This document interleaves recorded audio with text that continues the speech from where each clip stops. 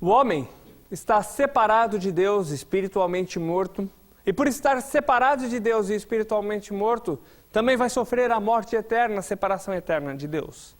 Mas Deus, na sua misericórdia, no seu amor, na sua graça, na sua bondade, tem prometido que viria o Salvador, o Libertador, o Messias, aquele ungido que viria e resolveria o problema do pecado. Aquele que poderia dar vida nesse espírito que está morto, poderia dar vida para esse espírito. Aquele que seria o inocente no lugar do culpado. Marcos capítulo 8, versículos 27 e 28, nos fala sobre isso. Então, Jesus e os discípulos partiram para as aldeias de Cesareia de Filipe, e, no caminho, perguntou-lhes: Quem dizem os homens que sou eu? E responderam: João Batista, outros Elias, mas outros algum dos profetas.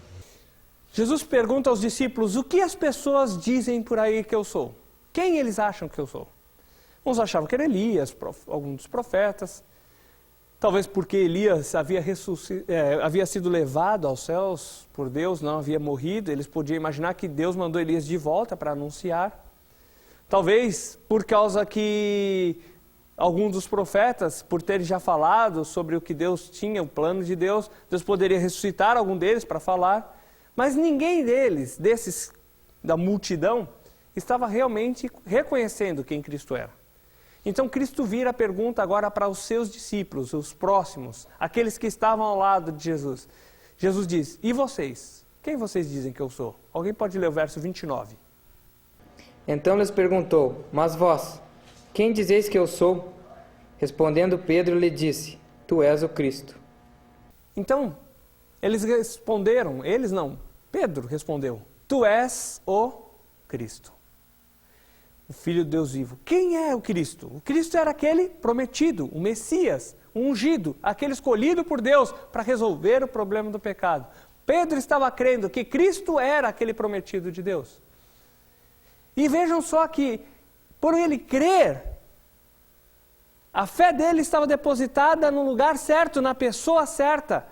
Ele estava confiando nas promessas de Deus, estava vendo que essas promessas estavam sendo cumpridas na pessoa de Jesus. Como o próprio João Batista antes já havia dito: eis o Cordeiro de Deus que tira o pecado do mundo. Agora Pedro está reconhecendo e dizendo: o Senhor é aquele Salvador prometido, aquele que Deus disse que mandaria, o Messias, o ungido, o Cristo. Aí depois de receber essa informação partida de Pedro, depois de ver esse reconhecimento por parte dele, Jesus começa a falar para os seus discípulos que ele haveria de morrer. Versículo 31, alguém pode ler? Então começou a ensinar-lhes que importava que o Filho do Homem sofresse muitas coisas, fosse rejeitado pelos anciãos, pelos principais sacerdotes e pelos escribas, fosse morto e depois de 3 dias ressurgisse. Então, Jesus fala que ele seria morto. Por quê? Precisava um inocente no lugar dos culpados. Jesus estava dizendo que ele era o Cristo, sim, o Salvador prometido que Deus mandou que viesse. Ele era o Cordeiro de Deus, sim, aquele que vinha para tirar o pecado do mundo. E agora ele estava dizendo: eu para isso vou ter que morrer, porque tem que um inocente pagar o preço no lugar dos culpados. Jesus estava predizendo, estava mostrando o que aconteceria com ele. Agora alguém pode ler, por favor, verso 36. Que aproveita o homem ganhar o mundo inteiro e perder a sua alma? Muitas pessoas estão preocupadas em ganhar dinheiro, em fazer patrimônio, em ter status social, em ter posição, em que os outros pensam dele. Mas o que é que o homem daria pela sua alma? Que aproveita ganhar o mundo inteiro e perder a sua alma? Que adianta a pessoa ter tudo no mundo, mas continuar separado de Deus, espiritualmente morto, e futuramente sofrer a morte eterna, perder a sua alma, ser lançado no lago de fogo? Que adianta tantas coisas, tanto tempo investido, sendo que a parte espiritual, a mais importante, está longe de Deus? Sendo que a alma não pode chegar até Deus, precisa ter vida naquele espírito que está morto, para receber vida, e assim o ser humano, a alma, o que o homem é realmente, poder chegar até Deus. Ninguém vai chegar até Deus se não for através de Cristo. Ele, versículos antes, estava dizendo que ele viria e ele morreria e ressuscitaria. E agora está dizendo, que adianta a pessoa ter tantas coisas, tantos bens, ou buscar tanta alegria passageira no mundo, curtir a vida, como alguns dizem, mas continuar separado de Deus e perder a sua alma. É para isso que ele veio, para dar vida, para que o homem não continue perdido. Mas muitas pessoas preferem ainda escolher as outras coisas. Só que essas coisas, no futuro, não vão adiantar de nada, se ele não tiver crido no Salvador, que é Cristo. Que adianta o homem ganhar o mundo inteiro e perder a sua alma? Muitas pessoas dão tanto valor para a prosperidade, para dinheiro, pregam isso. Mas o que adianta a pessoa ser próspera, ficar rica, sua empresa ir bem e continuar perdido diante de Deus?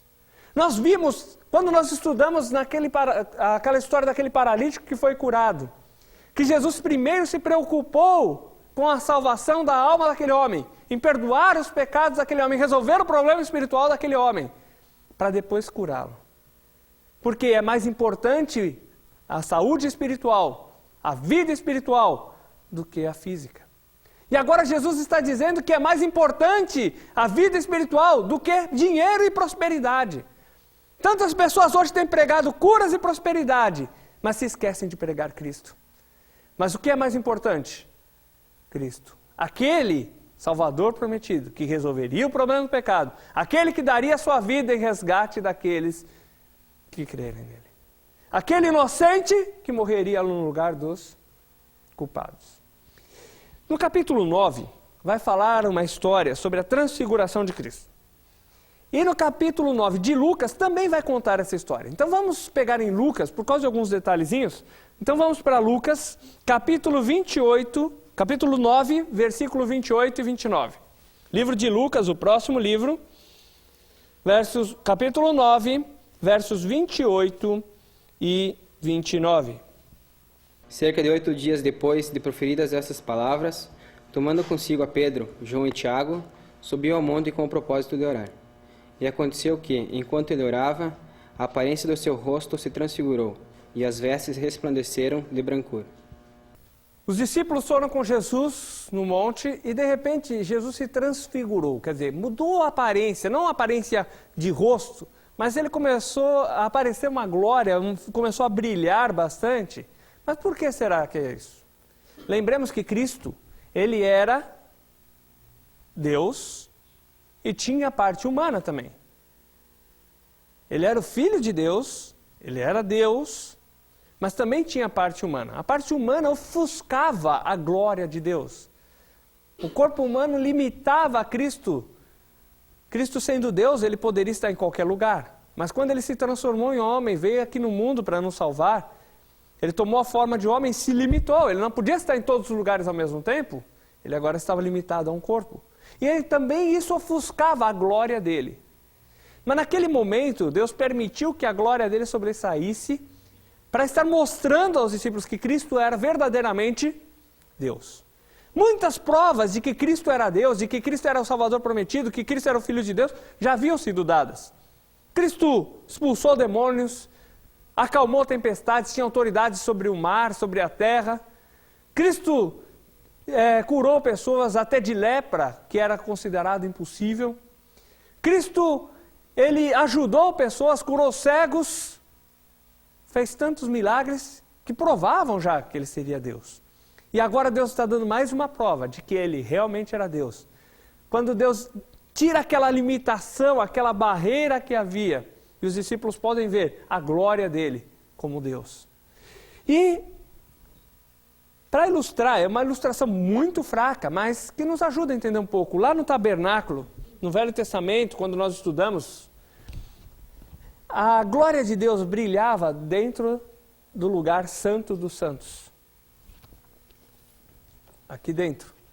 Mas havia essa cortina que limitava, que o homem não podia ver aquela glória de Deus brilhando.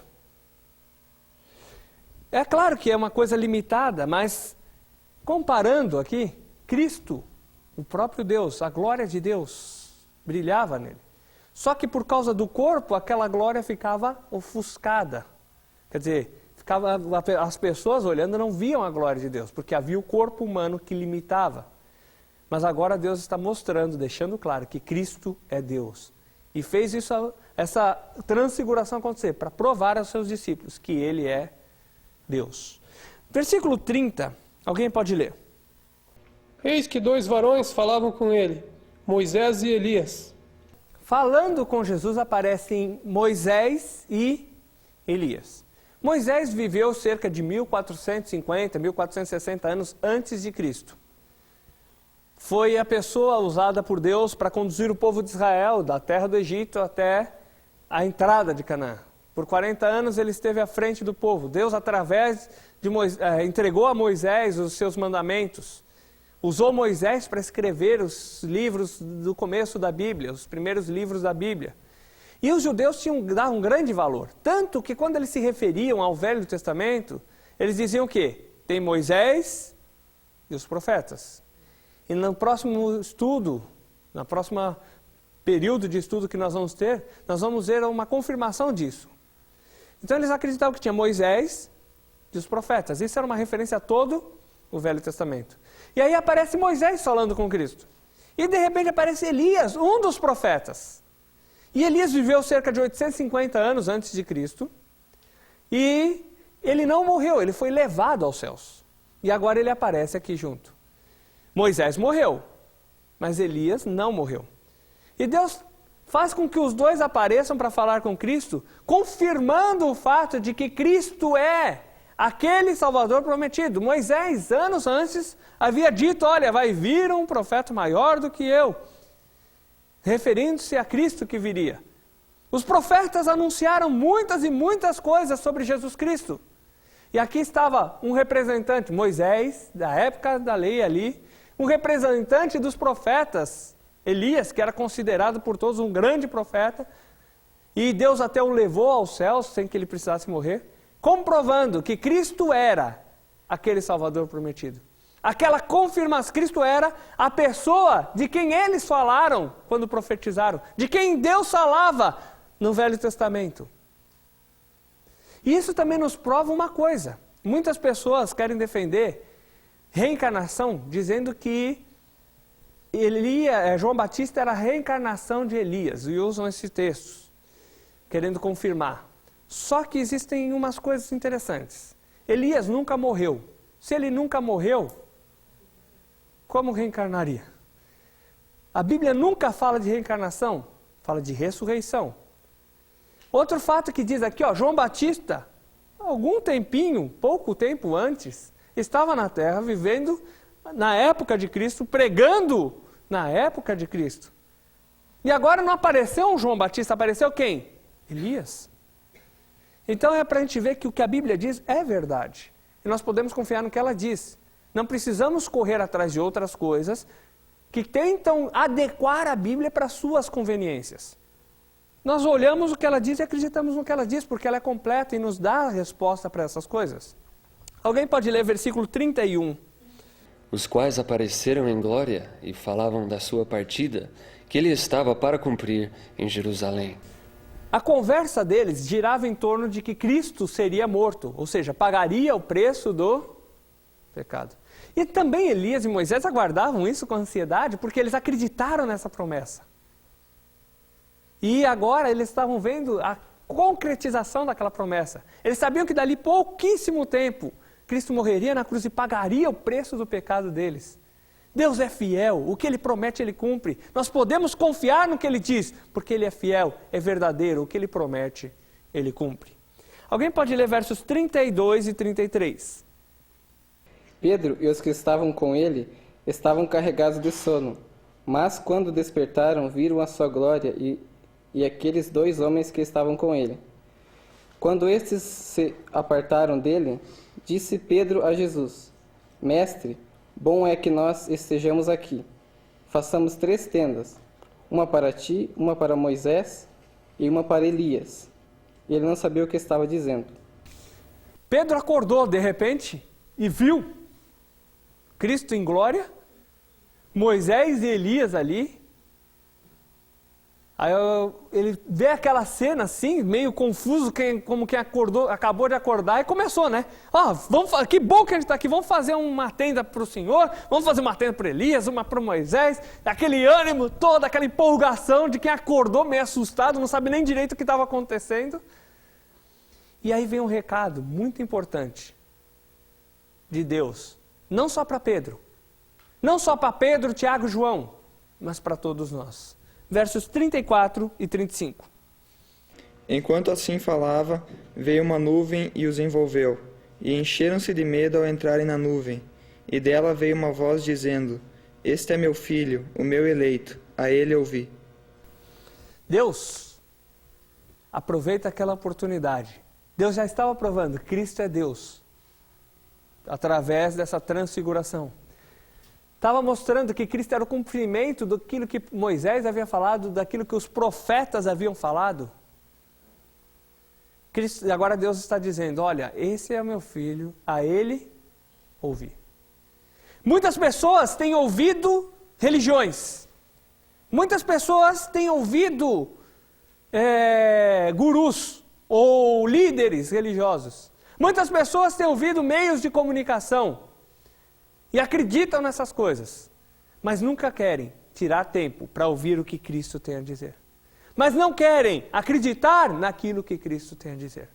E Deus está chamando todos, não somente Pedro, não somente Tiago e João, mas a todos nós aqui e em todo o mundo, em todas as épocas, a Ele ouvir.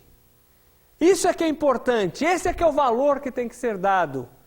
Deus quer que nós estejamos tirando tempo. E não só tirando o tempo para ouvir, mas dar ouvidos, ou seja, estar atento e acreditar naquilo que Cristo diz. E é isso que nós estamos fazendo aqui. Não basta só ouvir, tem que estar com os ouvidos atentos no sentido de estar dando valor e acreditando no que Cristo diz. Em vez de acreditarmos no que os outros dizem, em vez de darmos ouvidos aos outros, vamos dar ouvidos a Cristo. João, capítulo 10. Versículo 7, alguém pode ler? Jesus, pois, lhes afirmou de novo: em verdade vos digo, eu sou a porta das ovelhas. Naquela época, o pastor de ovelhas, ele muitas vezes fazia apriscos, ou seja, ele cercava alguns lugares onde ele colocava as ovelhas para dormir ali dentro. E na hora de dormir, ele mesmo pegava e dormia na entrada, na porta. Então ele era o pastor que cuidava das ovelhas, mas também ele era a porta. Ou seja, nenhuma ovelha sairia sem o consentimento dele, sem ele perceber e ele consentir. E ninguém entraria pela porta sem ele consentir também. E Jesus está dizendo que ele é a porta das ovelhas. É ele quem está aqui, é ele quem é o acesso, quem é a entrada das ovelhas. Versículos 8 e 9, alguém pode ler? Todos quantos vieram antes de mim são ladrões e salteadores, mas as ovelhas não lhes deram ouvido. Eu sou a porta. Se alguém entrar por mim, será salvo. Entrará e sairá e achará pastagem. Jesus disse, eu sou a porta. Quem entrar por mim, salvar-se-á. Entrará, sairá e achará pastagens. Então quer dizer que Cristo é a entrada, Cristo é o acesso, Ele é a porta. Quem entrar por Ele, quem crer nele, vai ser salvo. Entrará e sairá no sentido que o acesso de sair, estar dentro do aprisco e depois ir comer, o pastor levar lá para eles comerem grama, depois trazer de volta, porque está do lado do pastor. Ele é a porta. Quem entrar, salvar-se-á. Ele não disse, eu sou uma das portas. Ele disse, eu sou a porta. Lembra na época de Noé, quando houve o dilúvio? Muitas pessoas não quiseram entrar através da porta. Deus não mandou Noé fazer 3 portas. Mandou fazer uma porta. Ele não disse que era para fazer 4, 5 arcas. Não, era para fazer uma única arca. Uma única arca, uma única porta, uma única maneira de ser salvo do dilúvio.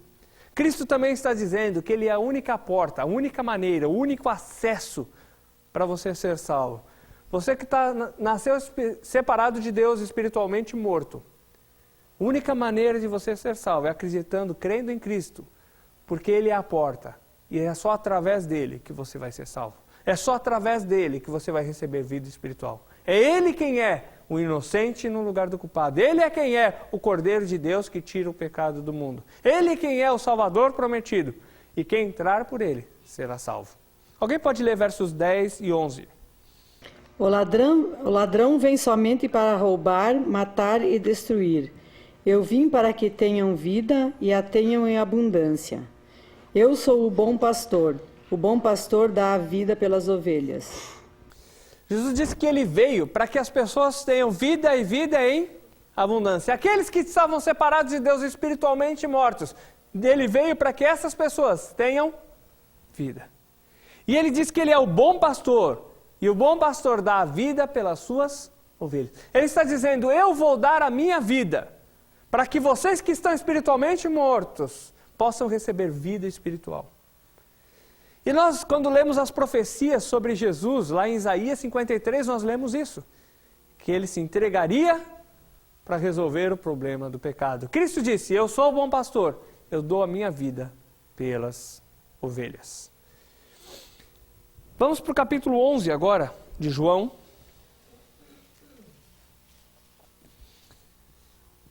Versos 1 até 6, eu vou ler. Estava enfermo certo Lázaro de Betânia, aldeia de Maria e de sua irmã Marta.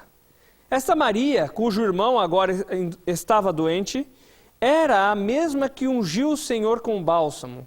Ele enxugou os pés com os cabelos. Mandaram as irmãs de Lázaro dizer a Jesus, Senhor, aquele a quem amas está enfermo. Quando Jesus ouviu isto, disse, esta enfermidade não acabará em morte, mas é para a glória de Deus, para que o Filho de Deus seja por ela glorificado. Jesus amava a Marta, a sua irmã e a Lázaro. Porém, quando ouviu que Lázaro adoecera, ficou ainda 2 dias no lugar onde estava. Em Betânia, uma pequena vila perto de Jerusalém, residiam 3 amigos de Jesus, os 3 irmãos, Lázaro, Marta e Maria. E Jesus gostava muito deles. E aí mandaram um recado, olha, Jesus, o Lázaro está doente. E vejam só a frase, aquele a quem tu amas. Quer dizer, era uma amizade realmente sincera, uma amizade profunda que eles tinham. A vila de Betânia, não sei se dá bem para vocês verem, quem está mais longe talvez não vai dar para ver, ficava a 3 quilômetros da cidade de Jerusalém, que era a capital.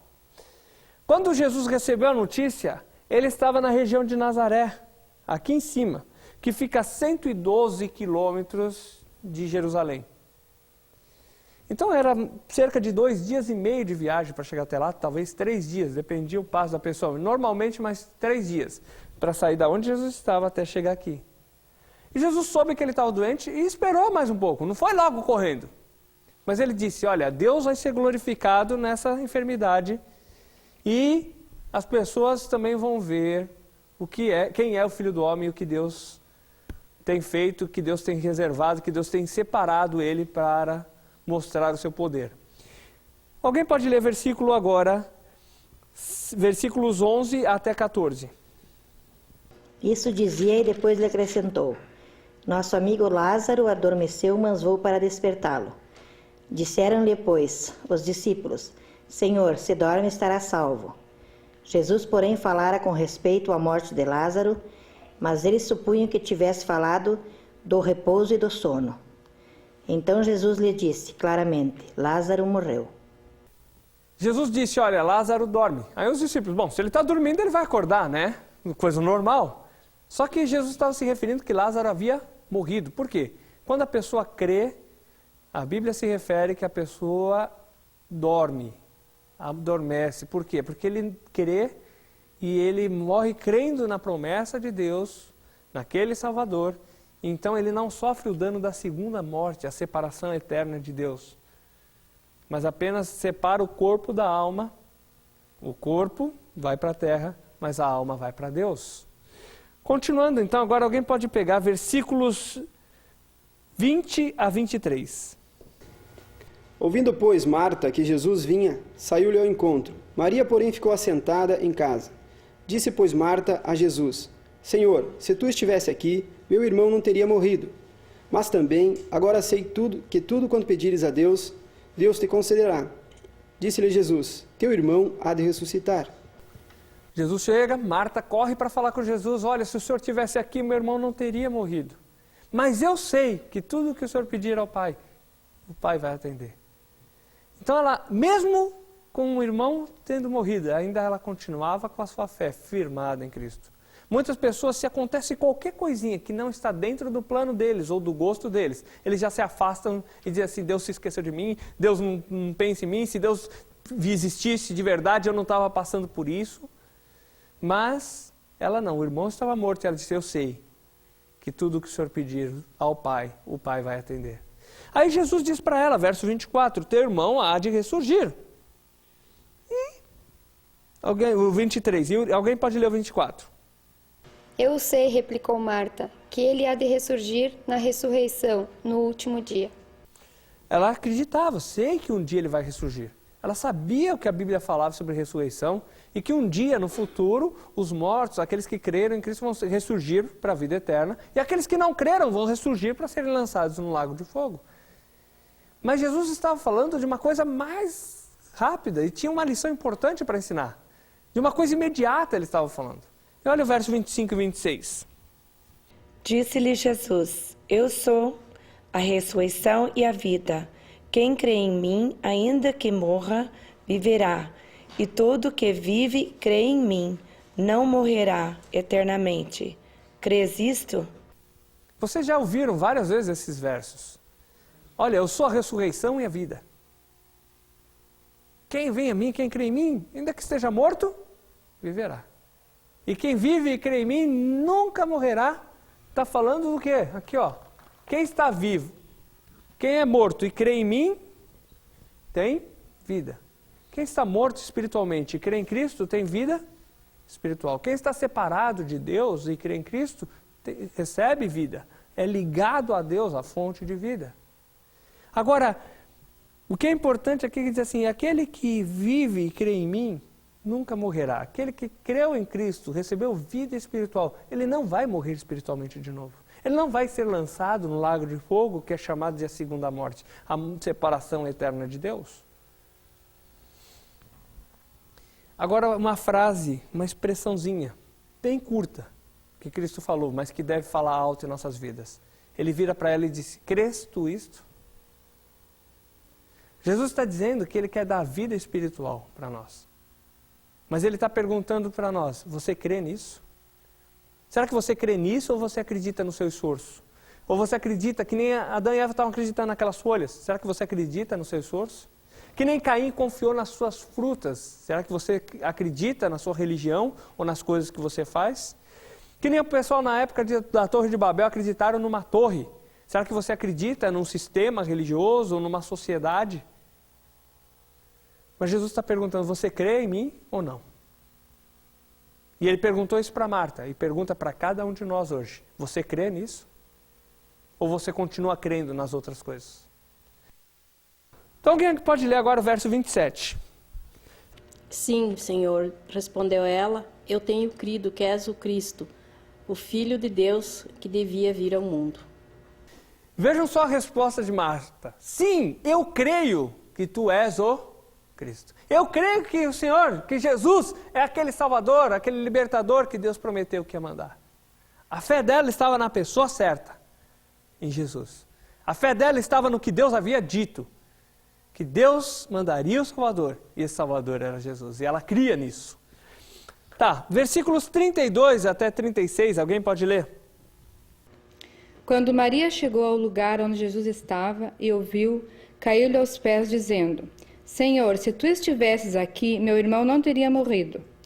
Jesus, vendo-a chorar e também chorando os judeus que com ela vinham, comoveu-se profundamente em espírito e perturbou-se. Perguntou a ele: Onde o puseste? Responderam: Jesus, vem e vê. Jesus chorou.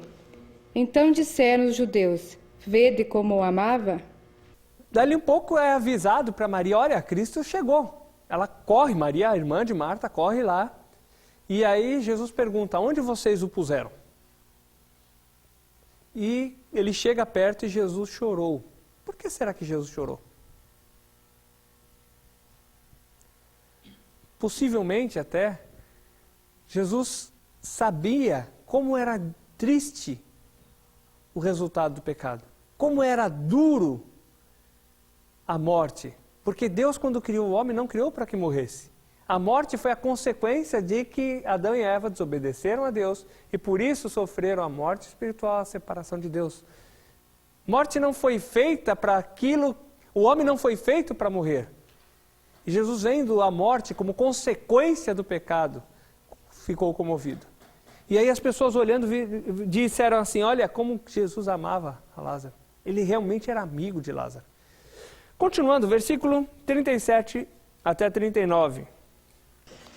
Mas alguns disseram, não podia ele, que abriu os olhos ao cego, fazer também que este não morresse? Jesus, comovendo-se profundamente outra vez, dirigiu-se ao sepulcro. Era uma gruta, com uma pedra posta sobre ela. Disse Jesus, tirai a pedra. Disse Marta, irmã do morto, Senhor, já cheira mal, pois é o 4º dia. Jesus disse, olha, tire a pedra. Aí Maria, olha, Jesus, não é uma boa ideia, Senhor, porque já tem 4 dias, já está fedendo, não vai dar muito certo não, deixa quieto. Versículo 40 agora. Respondeu-lhe Jesus, não te disse eu que, se creres, verás a glória de Deus? Jesus vira para ela, se você crer, você vai ver a glória de Deus. E também, Jesus está dizendo para nós, se você crer, você vai ver a glória de Deus. Mas vejam só que ele coloca bem claro, se você crer. Ele não diz, todos vão ver. Ele não diz, se você for na igreja. Ele diz, se você crer, você vai ver a glória de Deus. Falou para Maria. E vamos ver o que acontece agora, 41 a 44. Tiraram então a pedra, e Jesus, levantando os olhos para o céu, disse, Pai, graças te dou porque me ouviste. Aliás, eu sabia que sempre me ouves, mas assim falei por causa da multidão presente, para que creiam que tu me enviaste. E tendo dito isso, clamou em alta voz, Lázaro, vem para fora. Saiu aquele que estivera morto, tendo os pés e mãos ligados com ataduras e o rosto envolto num lenço. Então lhes ordenou Jesus, desatai-o e deixai-o ir. Aí então eles tiram a pedra, Jesus ora a Deus, e aí ele diz, Lázaro, sai para fora. E diz que Lázaro saiu. Só que muitas pessoas começam a criticar a Bíblia, porque dizem assim, diz que ele saiu. Aí Jesus disse, desatai-o e deixe.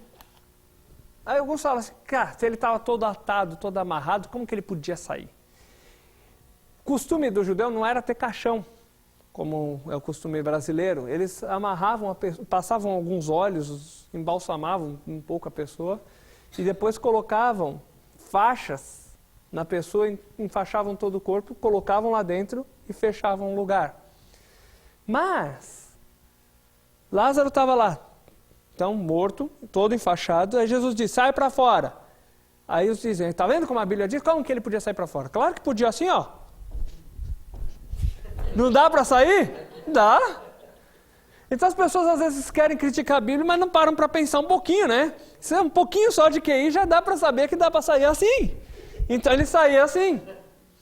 Agora, algo interessante aqui. Lázaro estava morto fisicamente, não estava? Fisicamente falando. Jesus disse, Lázaro, sai para fora.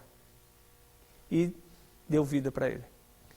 O ser humano está morto espiritualmente. E Jesus está dizendo, sai para fora. Citando o nome de cada um de nós. Eu quero te dar vida. Se você crer, você vai ver a glória de Deus. Eu sou a ressurreição e a vida. Quem vive e crê em mim, nunca mais morrerá. Quem está morto e crê em mim tem vida. Crês tu isso? Sai para fora. Ele está nos chamando para nos dar vida nesse espírito que está morto. Ele está perguntando, você crê nisso? E nós temos crido? Nós temos saído? Ele quer dar vida espiritual para nós. Como deu vida física para Lázaro, Ele quer nos dar vida espiritual. E Ele está nos chamando, um por um, pelo nome. Sai para fora. Eu quero te dar vida. Ele está perguntando um por um, você crê nisso? Eu quero te dar vida. Eu vou pagar o preço do seu pecado. Vou resolver o problema do seu pecado. E está chamando a cada um, sai para fora, porque eu quero te dar vida. Jesus era maravilhoso, Jesus era Deus, Ele podia fazer qualquer coisa, acalmou tempestades, curou pessoas, expulsou demônios, tinha autoridade sobre tudo. E agora, Ele ressuscita uma pessoa também. E Ele tem nos chamado um por um, sai para fora, porque eu quero te dar vida. Sai para fora, porque eu quero te dar vida. Crês tu isso? Vamos para Marcos, capítulo 10 agora, versículos 13 a 16. Traziam-lhe crianças para que as tocasse, mas os discípulos os repreendiam. Jesus, porém, vendo isto, indignou-se e disse-lhes: Deixar vir a mim as criancinhas, e não as impeçais, pois das tais é o reino de Deus. Em verdade vos digo que quem não receber o reino de Deus como criança, de maneira nenhuma entrará nele. E tomando-as nos braços e impondo-lhes as mãos, as abençoou. As crianças queriam se aproximar de Jesus, mas muitas pessoas, até os discípulos, estavam impedindo. Jesus disse, deixai vir a mim os pequeninos. E aí depois é uma coisa interessante que ele diz ali, né? Que quem não se tornar como um desses pequeninos, não vai ver o reino dos céus. Agora eu faço uma pergunta. O que é que uma criança tinha para nós nos tornarmos iguais? Por que será que queria, ele estava dizendo isso, tem que se tornar igual a uma criança? Alguns dizem, porque a criança é inocente. Será que é tão inocente assim? Pega uma criança de 3 anos e diz para ele, não mexa ali, o que ele vai fazer? Aí você diz, não mexe, e ele vai lá de novo. Será que é tão inocente assim? Se você fala, espera um pouquinho, aí o que eles fazem? Não é assim? Será que é tão inocente assim? Mas o que acontece com a criança é que a criança acredita fácil. Ela crê no que o pai fala. O pai fala e ela acredita. E Deus está dizendo para nós, Jesus está dizendo para nós, que nós devemos colocar a nossa fé em Deus e em Jesus. Como uma criança coloca confiança no que o pai diz. Que nós devemos confiar no que Deus diz, com uma fé limpa e íntegra, daquela que Ele falou, eu acredito. É que nem criança, você vê uma criança, fala para a criança, o pai conta uma história para a criança, pode ser a história mais incrível do mundo, pode ser Papai Noel, cegonha, o que seja, a criança o quê? Acredita e briga com os, não, mas meu pai falou. E nós devemos colocar a nossa fé no que Deus diz, no que Cristo fez por nós, no sacrifício dele, que nós vamos ver o que ele vai fazer para nos salvar. De tal forma que quando alguém chegar e começar a falar qualquer outra coisa, a gente pode dizer assim, não, o meu pai disse. Se Deus disse, nós vamos ver como que a pessoa pode se tornar filho de Deus. Mais 2 períodos de estudo nós vamos descobrir o que Deus disse sobre isso. Se Deus disse, eu acredito. A nossa fé deve estar totalmente colocada no que Deus diz e não no que os outros dizem, no que os outros querem, no que os outros falam. Capítulo 10 de Marcos, versículo 17, aparece uma pessoa e faz uma pergunta para Jesus. Uma pergunta que eu acho que todos nós aqui já fizemos. É muito difícil alguém que nunca fez uma pergunta dessa. Vejam só, Marcos 10, verso 17. Pondo-se Jesus a caminho, correu para ele um homem que, ajoelhando-se, perguntou-lhe, bom mestre, que farei para herdar a vida eterna?